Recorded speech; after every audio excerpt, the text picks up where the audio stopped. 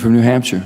Thank you, Mr. President. I would ask that myself and the senior senator from South Carolina and the senator from Georgia, if he comes in as well, that we be permitted to enter into a colloquy.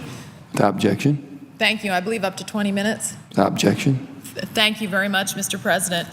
Mr. President, I come to the floor today to talk about something that is fundamental to all of us, and that is the safety and security of our country.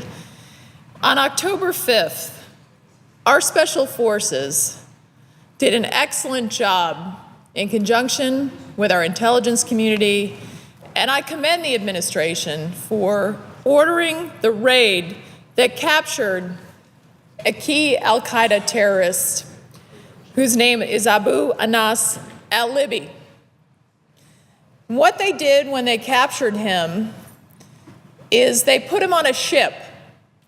And about a week ago, my colleague from South Carolina and my colleague from Georgia, who is the ranking member of the Intelligence Committee, we stood up and we said, why, when we gather and we capture successfully, which is as a result of the great work done by our special forces and our intelligence agents, one of the most important al-Qaeda captures that we have made in our country in years, why are we putting him on a ship for purposes of interrogation instead of bringing him to the Guantanamo Bay detention facility, which is a top-rate detention facility where we can do a lengthy interrogation of someone who has been associated with Osama bin Laden, who has been associated with the current head of al-Qaeda, Anwar al-Awlaki, someone who is charged with participating and being involved in the 1998 Kenya and Tanzania bombings at the embassies that killed 224 people, including 12 Americans. Someone who's been described as a potential treasure trove of information about the activities of al-Qaeda, their plans, and the information we have that's been released publicly is he's someone that Anwar al-Awlaki actually may have sent to Libya to try to make sure that they could have the al-Qaeda network in Libya.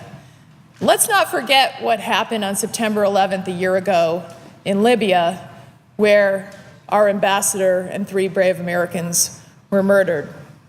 Does Mr. al-Libi know anything about that? We will never know fully what Mr. al-Libi knows because after a week on the ship, where our intelligence officials were given an opportunity to speak to him, he was transferred to federal district court, and today in federal district court, he pled not guilty to the bombings, the 1998 bombings at the embassy. He was given a lawyer, and we know when these terrorists are given a lawyer, gives them an opportunity to say, I won't talk to anyone anymore because I have a lawyer. They're told they have the right to remain silent. It's irresponsible for our nation to capture a top al-Qaeda terrorist and tell him, here's your lawyer a week later, here's your right to remain silent, because the most important piece that we have to protect our country is information to prevent future attacks, information that our intelligence officials can use about the al-Qaeda network to protect Americans, to protect our allies. And that information was given up because this administration is so worried and so concerned about political points about closing Guantanamo Bay that they would rather transfer someone after a week who is a key al-Qaeda operative to federal district court in New York, give him a lawyer instead of a lengthy interrogation designed to find out everything that he knows. It took years to get the information that led to the bin Laden raid that captured and killed Osama bin Laden. And yet a key al-Qaeda operative, only a week of interrogation because they're so worried about we don't want to add any more people to those that are present at Guantanamo Bay, that they would rather put that political goal above gathering information to make sure that America is protected. It's wrong, and we will never know what we lost for information that could have protected Americans by only allowing this interrogation to go a week in military custody instead of a lengthy interrogation in a top-rate detention facility.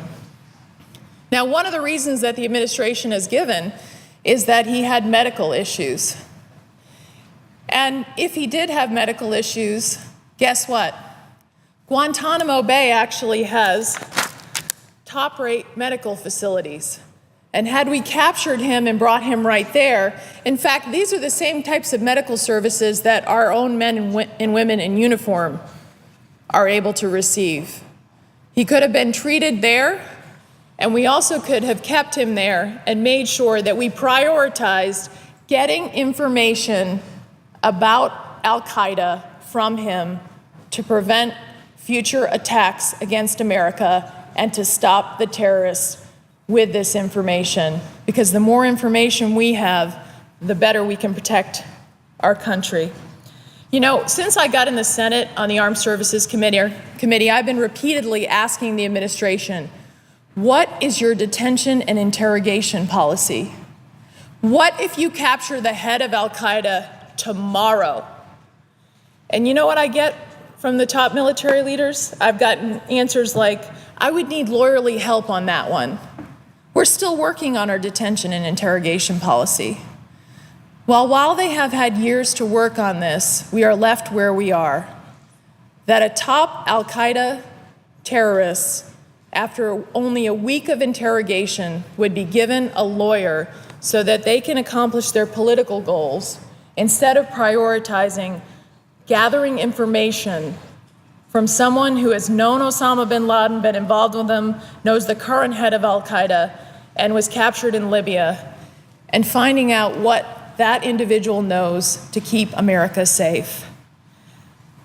I hope that the administration will stop doing this. We can't put politics above intelligence gathering to protect our country. And I would ask the senator from South Carolina, do you believe we're still at war with al-Qaeda? And how important is it that we gather information from terrorists that are captured and that those interrogations are done in a lengthy basis instead of just a short period like a week? Well, I want to thank my colleague from New Hampshire about being one of the strongest voices from the day you've got